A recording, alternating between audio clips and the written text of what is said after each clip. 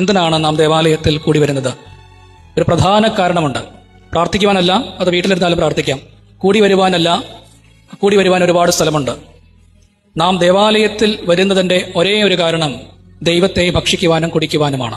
ഈ ലോകത്തിൽ മറ്റൊരിടത്തും നിങ്ങൾക്ക് ദൈവത്തെ ഭക്ഷിക്കുവാനും കുടിക്കുവാനും സാധ്യമല്ല. ഇഗ്നാത്തിയോസ് നൂറോനോ എഫേഷ്യൻസ് എന്ന ലേഖനത്തിൽ എഴുതുന്നു, ദേവാലയത്തിൽ ഇല്ലാത്തവർക്ക് ദൈവത്തിന്റെ അപ്പം ലഭ്യമല്ല. അപ്പോൾ നാം ദേവാലയത്തിൽ വരുന്നതിന്റെ പരമപ്രധാനമായ കാരണം ദൈവത്തെ ഭക്ഷിക്കുവാനും കുടിക്കുവാനുമാണ്. എന്നാൽ എത്ര പേർ ഇത് ചെയ്യുന്നുണ്ട്? ദൈവത്തെ ഭക്ഷിക്കുവാനുള്ള ഈ മഹാഭാഗ്യം ലഭിച്ചിട്ടും എത്ര പേരത് ഗൗരവമായി എടുക്കുന്നു? അനേക പ്രവാചകന്മാർക്ക് മാത്രമല്ല, മാലാഖമാർക്ക് പോലും ലഭിക്കാത്ത ഭാഗ്യമാണിത്.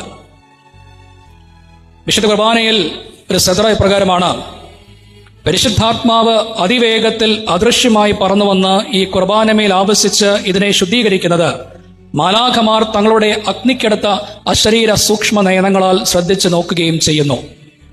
കർത്താവെ, മാലാഖമാർ പോലും നോക്കുവാൻ ആഗ്രഹിക്കുന്നതായ നിന്റെ മഹാവിശുദ്ധ സ്ഥലത്ത് പ്രവേശിക്കുവാൻ എന്നെ അർഹനാക്കി തീർത്ത നിനക്ക് സ്തുതി.